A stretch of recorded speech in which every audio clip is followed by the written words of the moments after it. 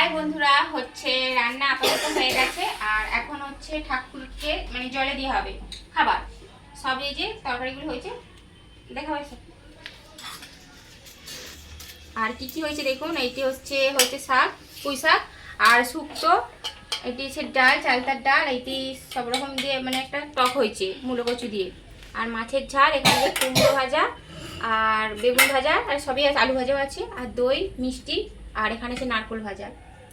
আর এখন আপাতত ঠাকুরের জন্য সাজিয়ে ফেলি, বাকিটা দেখতে থাকুন। হচ্ছে সাজানো হয়ে গেছে। আর এই যে কি কি দিয়েছি দেখুন, মানে আমাদের যা তরকারি আছে ওইগুলো আগে ঠাকুর খাবে, তারপর আমরা খাবো।